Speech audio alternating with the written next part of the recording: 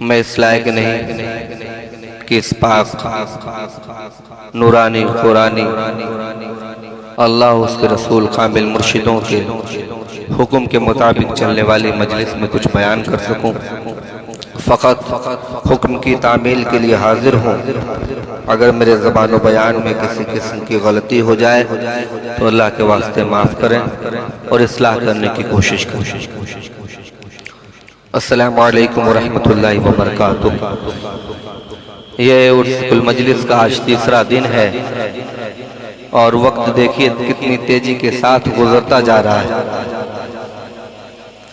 اللہ تبارک و تعالیٰ کا بڑا فضل ہے، بڑا کرم ہے، احسان ہے کہ اس پرفتن ماحول کے اندر اللہ تعالیٰ نے کس گلی سے، کس کوچے سے، کس ملک سے، کہاں کہاں سے لوگوں کو اٹھا کر کے اللہ تعالیٰ نے جنت کی کیاریوں میں لا کے ہم لوگوں کو بٹھا دیا۔ عزیز ساتھیوں، بزرگوں، بچوں، دوستوں اور لائیو کے ذریعے دیکھنے والی پردہ نشین ماں اور بہنوں، مولانا زنگاچی رحمۃ اللہ علیہ کا اگر ہم شکریہ ادا کریں تو ہم تا عمر اگر ان کی چوکھٹ پہ بیٹھ کر شکر گزاری کرتے رہیں تو بھی ان کا شکریہ کی ادائیگی نہیں ہوگی۔ وجہ یہ ہے کہ جو احسان انہوں نے اس دور میں کیا ہم لوگوں کے اوپر، کیسا احسان کیا، کس طرح کا احسان کیا؟ احسان انہوں نے اس طرح کا کیا کہ جس طریقے سے نبی کریم علیہ الصلوۃ والتسلیم مکہ کی وادی میں اعلان نبوت کے بعد لوگوں کو جو بت کی پوجا کرتے تھے، جو اللہ کی وحدانیت کا انکار کرتے تھے، جو وحدہ لا شریک کے علاوہ سورج، چاند، دریا، سمندر، درخت کو اپنا خدا مانتے تھے، ان کو باطل عقائد سے ہٹا کر کے، جھوٹے خداؤں سے ہٹا کر کے، غلط رستوں سے ہٹا کر کے ان کو اللہ کے رسول نے ایک خدا کی عبادت کی طرف لا کے کھڑا کر دیا۔ ایک اللہ کی عبادت کی طرف لا کے کھڑا کر دیا کہ تم جس سورج کی پوجا کرتے ہو اس سورج کو جو طلوع بھی ہوتا ہے اور غروب بھی ہوتا ہے، نکلتا بھی ہے اور ڈوب جاتا ہے، تو جو نکلے اور ڈوب جائے وہ خدا کیسے ہو سکتا ہے؟ درخت خدا کیسے ہو سکتا ہے جو زمین سے نکلے اور سوکھ جائے؟ وہ خدا کیسے ہو سکتا ہے؟ خدا تو وہ ہے جو ہمیشہ سے ہے اور ہمیشہ رہے گا۔ سورج کو جس نے بنایا وہ خدا ہے، چاند کو جس نے چمک دی وہ خدا ہے، زمین کے اوپر درخت کو جس نے ہرا کیا وہ خدا ہے، پہاڑ کو جس نے ٹکایا وہ خدا ہے، شجر و حجر کو جس نے پیدا کیا وہ خدا ہے۔ خدا وہ ہے جو مخلوق کے مرضی کے مطابق اسے رزق دیتا ہے۔ شیر کو گھاس نہیں دیتا، شیر کو گوشت دیتا ہے، گھوڑے کو گوشت نہیں دیتا، اسے گھاس دیتا ہے۔ عزیزوں، زمین ہمارے آپ کے لیے ایک طرح کی ہے، لیکن اس میں نیم کا بھی درخت پیدا ہوتا ہے، اس میں آم کا بھی درخت پیدا ہوتا ہے۔ زمین وہی ہے، پانی وہی ہے، مٹی وہی ہے، لیکن جب نیم پیدا ہوتا ہے تو وہ کڑوا لگتا ہے، اور جب آم پیدا ہوتا ہے وہ تو میٹھا لگتا ہے۔ یہی تو خدا کی قدرت ہے۔ اسی زمین پر اسی پانی کے ذریعے اس نے دو درخت کو پیدا کیا، ایک سے مٹھاس ہے، ایک سے کڑواہٹ ہے۔ یہی تو خدا کی قدرت ہے۔ اللہ تبارک و تعالیٰ کی قدرت پہ غور کیجئے۔ ایک ہی باپ سے ایک ہی ماں سے اللہ تعالیٰ نے 2 اولاد پیدا کی. کسی کا خیال کیسا، کسی کا خیال کیسا، کسی کا اخلاق کیسا، کسی کا اخلاق کیسا. عزیزوں، اللہ کی وحدانیت اور اس کی قدرت پہ اگر غور کرو گے تو اس کی قدرت پہ غور کرنے کے بعد ہی تم اللہ کے دیوانے ہو جاؤ گے. وہ اللہ ہی ہے جو ہر شے پہ اپنی قدرت رکھتا ہے. وہ اگر چاہے تو رائی کو پہاڑ بنا دے اور اگر چاہے تو پہاڑ کو رائی بنا دے. یہی تو ایمان ہے، یہی تو یقین ہے، یہی تو اللہ کی قدرت ہے. نبی کریم علیہ الصلوۃ والتسلیم نے مکہ کی وادی میں لا الہ الا اللہ محمد رسول اللہ کے ذریعے سے لوگوں کو ایمان و ہدایت کی طرف لا کے کھڑا کر دیا. لیکن جو احسان مولانا اذان گاچی رحمت اللہ علیہ نے ہم پر اور آپ پہ کیا، وہ کیا کیا؟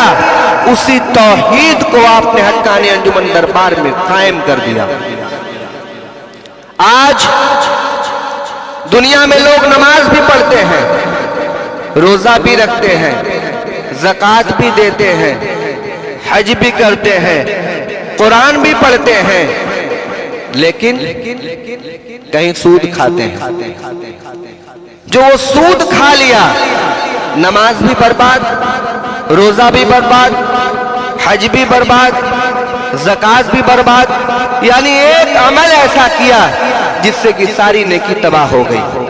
نیکی ہی نہیں تباہ ہوئی بلکہ اللہ تبارک و تعالیٰ نے کہا کہ اگر سود کی خبر تم تک پہنچے اور تم مومن ہو اگر تو تم سود چھوڑ دو، اور اگر ایسا نہیں کرتے، سود نہیں چھوڑتے، تو پھر تم تیاری کرتے رہو اللہ اس کے رسول سے جنگ کرنے کی.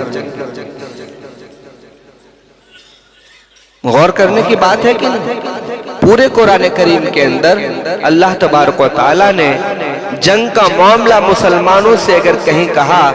اچھا ایک بات اور، یا ایھا الذین آمنوا، ایمان والوں کو مخاطب کر رہا ہے. یا ایھا الناس لوگوں کو نہیں کہا جا رہا، یہاں پر ان کو کہا جا رہا ہے جو اللہ کو مانتے ہیں، رسول اللہ کو مانتے ہیں، قرآن کو مانتے ہیں. ان ایمان والوں کو کہا جا رہا ہے کہ اگر تم مومن ہو تو سود چھوڑ دو. پتہ یہ چلا کہ مومن ہو کہ بے لوگ سود کھائیں گے. اللہ تبارک و تعالیٰ سب کچھ جانتا ہے، پہلے سے اسے خبر ہے.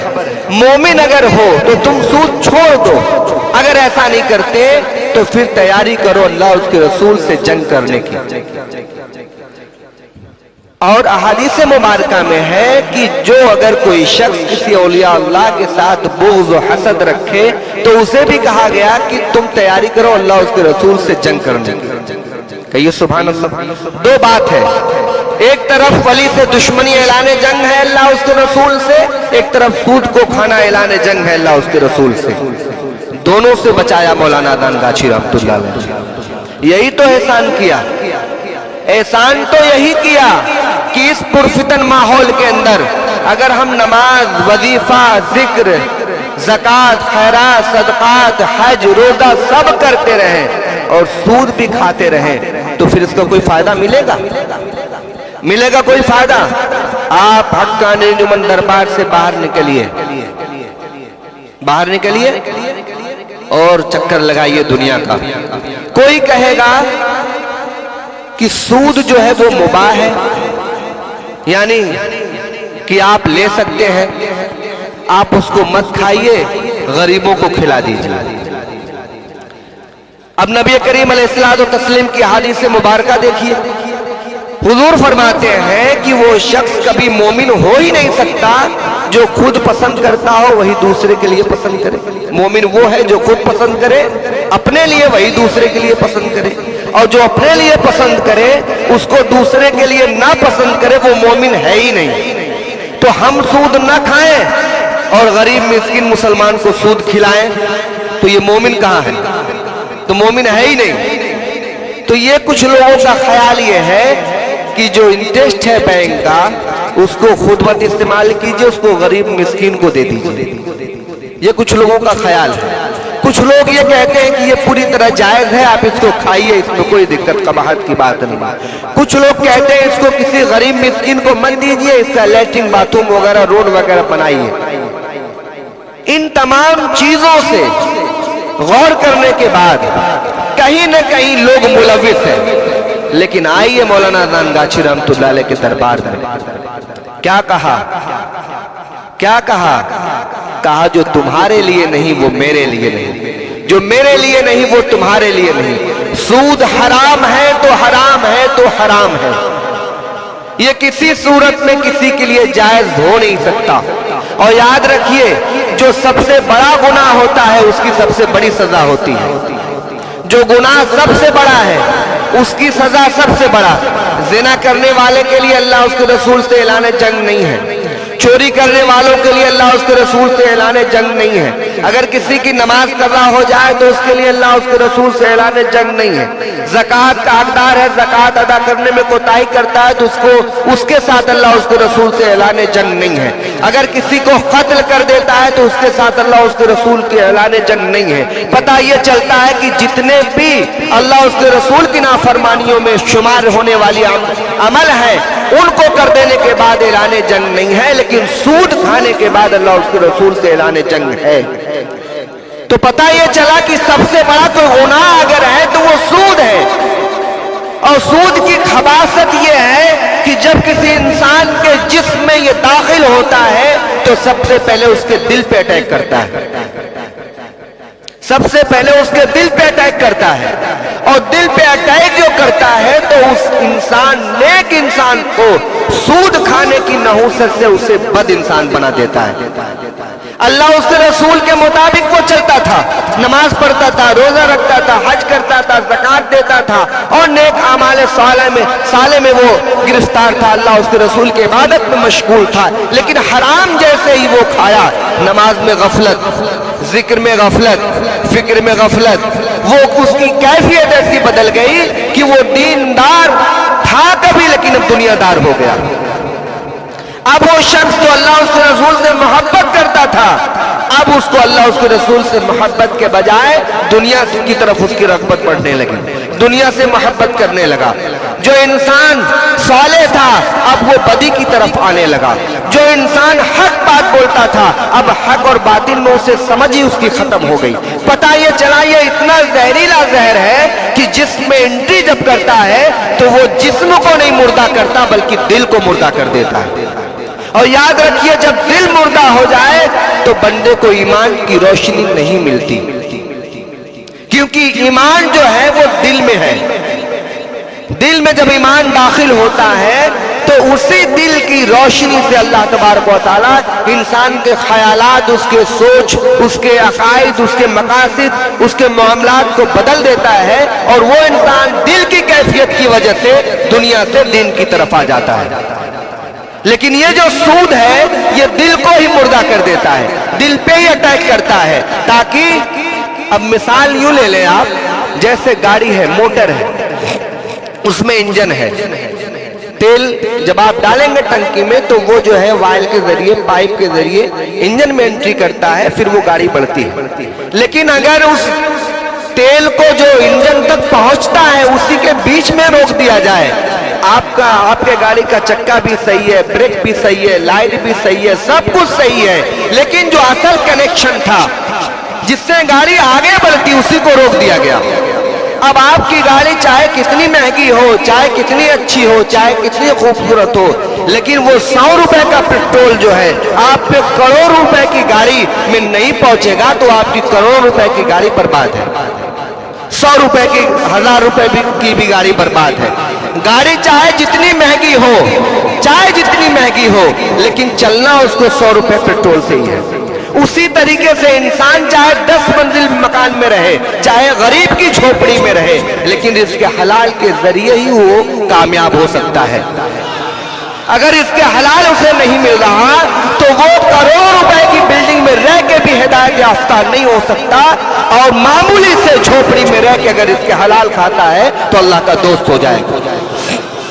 میرے عزیزوں، तो एहसान जो मौलाना गांगाची रहमतुल्लाह अलैह ने किया, इस जमाने में जो जिहाद आपने किया है वो यही किया कि शैतान ने मुख्तलिफ शक्ल अख्तियार करके जो कलमे तौहीद ला इलाहा इल्लल्लाह पढ़ के अल्लाह की तरफ जा रहे थे उनको जो है रास्ते में खड़े होकर के ही उनमें इख्तिलाफ पैदा किया और कहा कि उनको सूद खिला दो, इसके जरिए से ही अपने आप अपने अल्लाह और उसके रसूल के दुश्मन हो जाएंगे। जो शख्स खुद अल्लाह और उसके रसूल का दुश्मन हो जाए फिर उसको किसी से दुश्मनी करने की जरूरत नहीं है। समझ रहे हैं कि नहीं? जो आदमी खुद अल्लाह और उसके रसूल का दुश्मन हो गया अब फिर उसे किसी से दुश्मनी करने की जरूरत है? अब तो वो ऐसे को अपना दुश्मन बना लिया कि न जमीन में उसे जगह मिलेगी ना आसमान में उसे जगह मिलेगी, उसको कहीं जगह नहीं मिल सकती।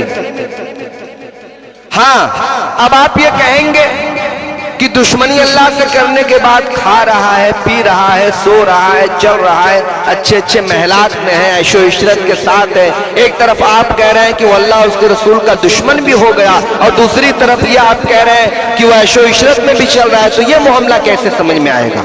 अब इसको समझने के लिए आपको एक चीज पे गौर करना होगा। गौर ये कर लेना है कि अल्लाह तबारक व तआला कहता है कि ये जो दुनिया है फानी दुनिया, इसकी कद्र, इसकी मंजिलत, इसका वकार, इसका रुतबा मेरी बारगाह में मच्छर के पर के बराबर भी नहीं है। पहले समझ लीजिए दुनिया की हैसियत, दुनिया की हैसियत कितनी है। इसी दुनिया में लोग अपनी गद्दी को बचाने के लिए गुमराही के रास्ते पे आ जाते हैं। अबू लहब अबू जहल ने ईमान कबूल क्यों नहीं किया जानते हैं आप? इस पे कभी गौर किया? ये सरदार थे मक्का के, ये लोग मक्का के सरदार थे, नामवर लोग थे, शख्सियत याफ्ता लोग थे, जिनका मकाम और मर्तबा था, जिनके पीछे लोग चलते थे।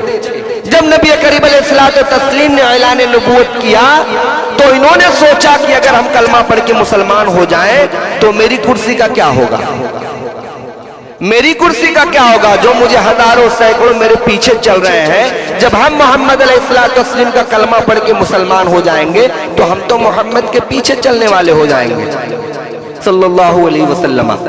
तो अगर हम इनके पीछे चलने लगेंगे तो जो मेरे पीछे चलने वाले लोग हैं उनका क्या होगा, मेरी बादशाही का क्या होगा, मेरे नाम का क्या होगा, मेरे वकार का क्या होगा, मेरे रुतबे का क्या होगा। ये कल भी था, ये आज भी है, ऐसा नहीं है, ये कल भी था और ये आज भी है। तो उसके अना ने, उसके गुरूर ने, उसके तकब्बुर ने, उसके रुतबे ने, उसके शान ने उसको ईमान लाने से रोक दिया। और जो सरे खम करके नबी करीम अलैहिस्सलातु तस्लीम की बारगाह में हाजिर हुए कि या रसूलुल्लाह, आप जो कह रहे हैं वो सच और हक है और आपके लाए हुए दीन पर ही ईमान लाते हैं, तो अल्लाह ताला ने क्या किया, उनको कल भी जिंदा रखा, उन्हें आज भी जिंदा रखा, ता कयामत वो जिंदा रहेंगे। लेकिन जो अपनी फौरी तौर पर दफा उठाने के चक्कर में हुजूर से बगावत किए वो कल भी मुर्दा हो गए और जिल्लत और रुसवाई का सामना करना पड़ा। आज भी उनके ऊपर लानत और मलामत है और वो हमेशा ता कयामत तक वो लानती ही रहेंगे।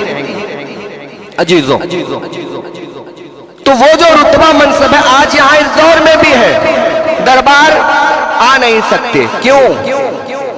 बंद हो जाएगा, जो गड्डी आ रही है रुक जाएगी, क्योंकि ये तो बेपैसा दीन दुनिया की भलाई का दरबार है। कहिए सुभान अल्लाह।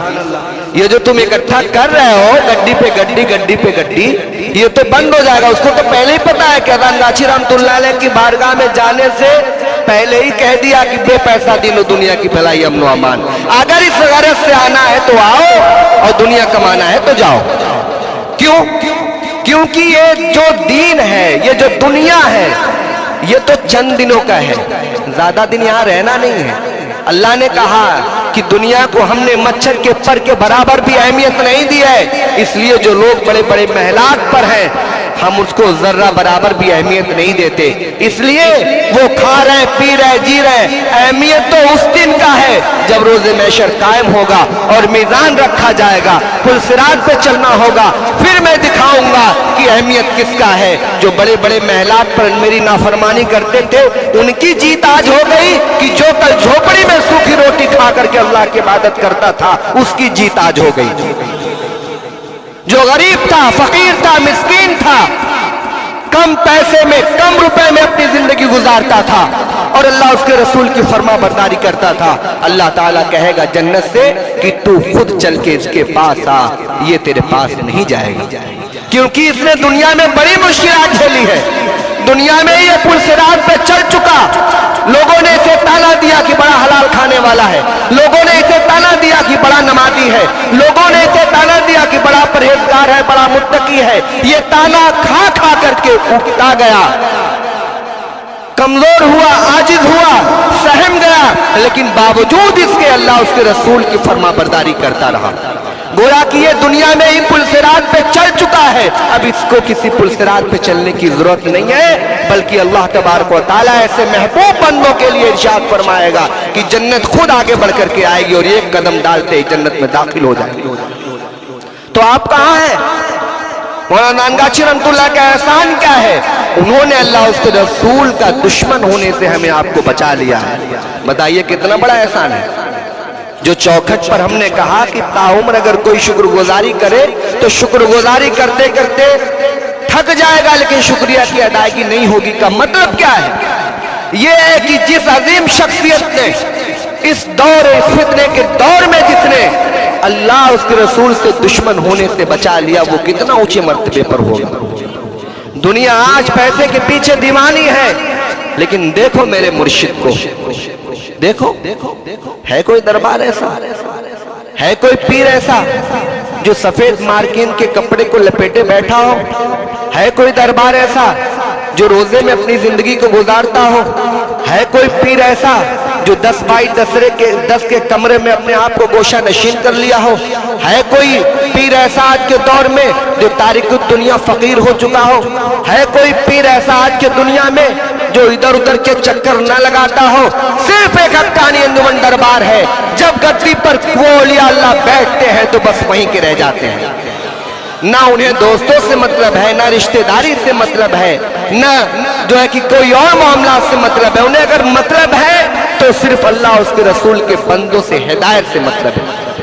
वो हिदायत के लिए बैठे हैं। सुबह में आओ तो मुलाकात, शाम में आओ तो मुलाकात, रात को आओ तो मुलाकात। मुलाकात के लिए जेब गर्म करने पड़ते हैं, जेब गर्म करने पड़ते हैं। आप बाहर निकल के देखिए, जो हक्कानी अंजुमन दरबार में है वो तो ये समझते हैं कि ऐसा हर जगह होगा, ऐसा नहीं है। अल्लामा इकबाल एक दोस्त के यहाँ गए थे, एक दोस्त के पास गए, वो दोस्त किसी पीर साहब से मुरीद थे, तो अल्लामा इकबाल को उन्होंने कहा कि हजरत चलिए मेरे मुर्शिद से मुलाकात कर लीजिए। बोले ठीक है चलो। गए मुर्शिद से मुलाकात के लिए, लोगों का मजमा लगा हुआ था, एक के बाद दूसरे लोग आते, मुसाफा करते चले जाते, मुसाफा करते चले आते, चले जाते। इसी में एक शख्स आया, उसने कहा हुजूर मेरी बेटी की शादी का मामला है और मैं बहुत परेशान हाल हूँ, मेरे ऊपर 100 रुपए कर्जा है। आज से बहुत साल पहले की बात है, 100 रुपए कर्जा, हुजूर दुआ कर दे। ये कह करके उसने हाथ में 10 का नोट लेकर के अपने मुर्शिद से मुसाफा लिया और 10 का नोट जेब में डाल लिया हजरत ने। अल्लामा इकबाल साहब ये देख के मुस्कुराने लगे। जब मुस्कुराने लगे तो जो लेके गया था पीर साहब का मुरीद, उस वक्त तो उनको कुछ नहीं बोला। जब खानकाह से बाहर निकला तो बोला कि हजरत आप मुस्कुराए क्यों? बोले इसलिए मुस्कुराया कि तुम्हारे पीर की करामत देख के मुस्कुराया। बोले क्या करामत देखा आपने? बोला करामत ये देखा कि मुरीद जब तुम्हारे पीर के पास आया था तो वो 100 रुपए का कर्जदार था, और जब तुम्हारे पीर से मिला तो वो 110 रुपए का कर्जदार हो गया। समझ रहे हैं कि नहीं? 10 रुपए जो मुसाफा उसने दिया आपके पीर साहब को, इसके पहले तो वो 100 रुपए का कर्जदार था, लेकिन जब आपके पीर साहब के पास आया और मुसाफा लिया तो उनकी दुआ की बरकत ने उसे 110 रुपए का कर्जदार बना दिया। तो आया था तो दुआ कराने की, कर्ज की अदायगी हो, यहाँ कर्ज में बढ़ोतरी हो गई। आइए दरबार हक्कानी अंजुमन में, एसी में रहते हो तो भी इसी चटाई पर बैठोगे, फुटपाथ पे रहते हो तो भी इसी चटाई पर बैठोगे, और कुर्बान न चले जाओ क्यों, जो बादशाह वक्त है जमाने हाजिर के वो भी इसी चटाई पर बैठते हैं।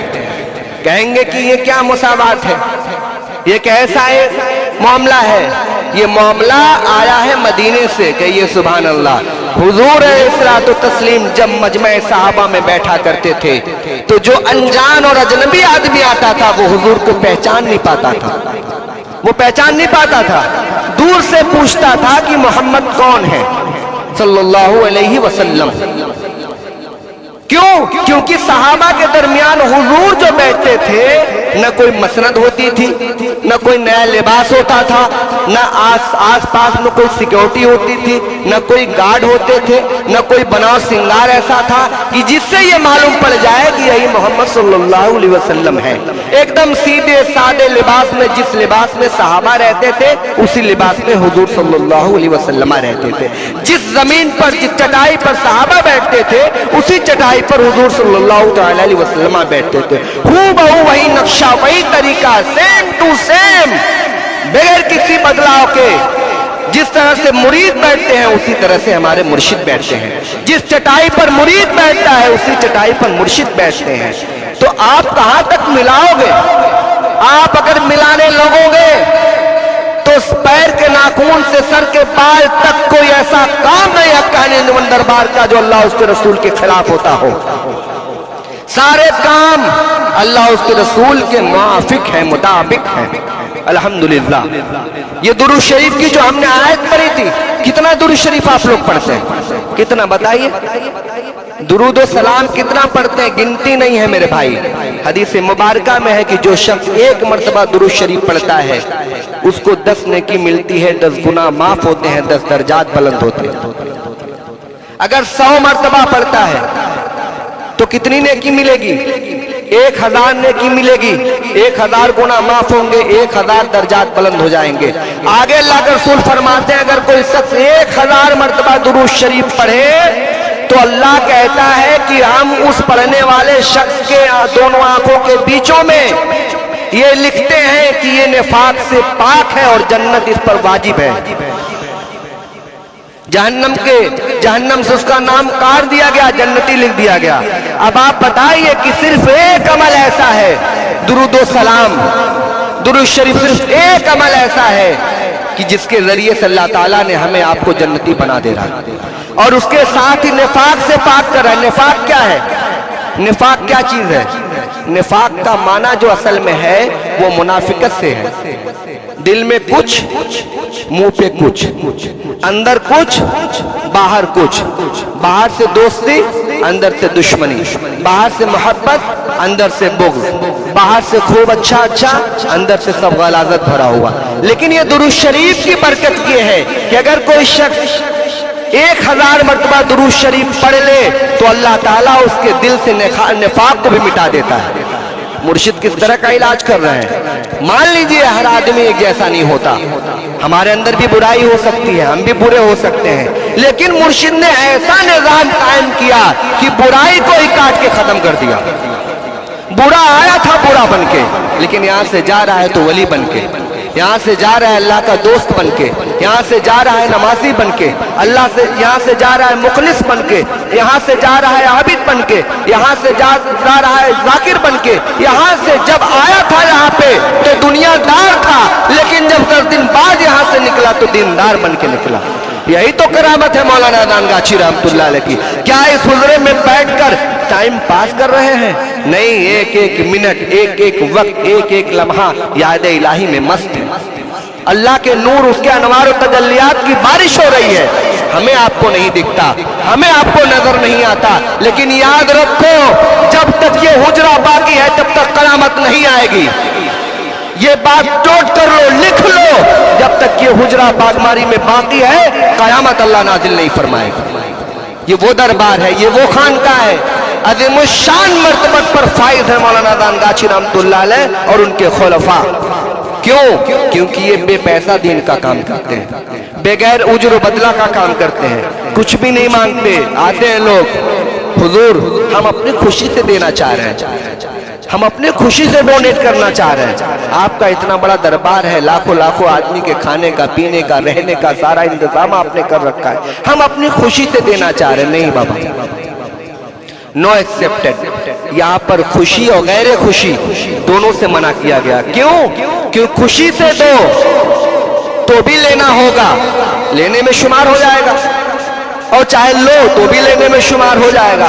تو آلریڈی انہوں نے پہلے ہی لکھ دیا ہے کہ بے پیسہ, یہاں پہ کوئی ڈونیشن نہیں ہے, کوئی باکس نہیں ہے.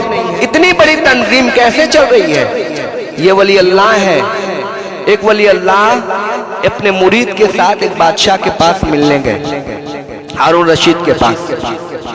ہارون رشید رحمۃ اللہ علیہ نے کیا کیا, ملاقات جب ہو گئی اور یہ جب ولی اللہ واپس ہونے لگے تو ایک سونے کی اشرفی سے بھری تھیلی ان کو تحفے میں پیش کیا اور کہا کہ حضور یہ لے لیں, یہ میری اپنی زندگی کی حلال کمائی ہے.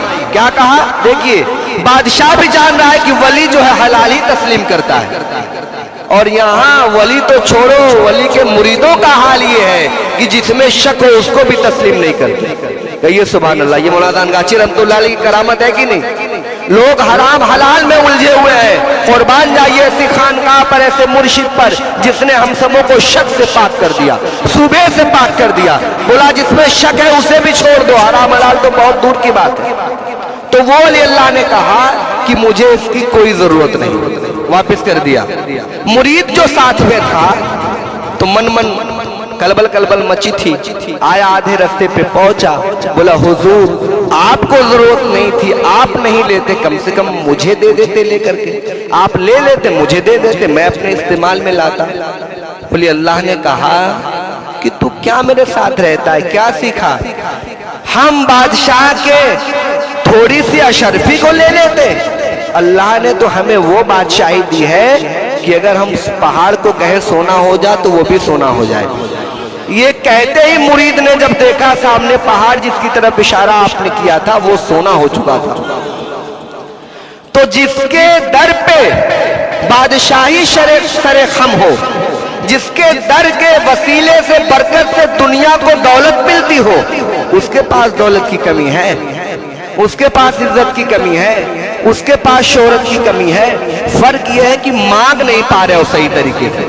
جس دن صحیح طریقے سے مانگنا سیکھ جاؤ گے, دنیا کی کوئی ایسی چیز نہیں جو حقانی انجمن دربار سے تمہیں نہ ملے. اور جسے دین مل گیا اسے سب مل گیا, جسے اللہ مل گیا اسے سب مل گیا. جو اللہ اس کے رسول کو پا لیا ساری کائنات اس کے پاس ہے. اللہ تبارک و تعالی ہم لوگوں کو سچی عقیدت و محبت کے ساتھ حقانی دربار میں نسلاً بعد نسل تا قیامت تک رہنے کی توفیق عطا فرمائے. اور یاد رکھیے بغیر عشق مرشد کے کچھ حاصل نہیں ہوگا.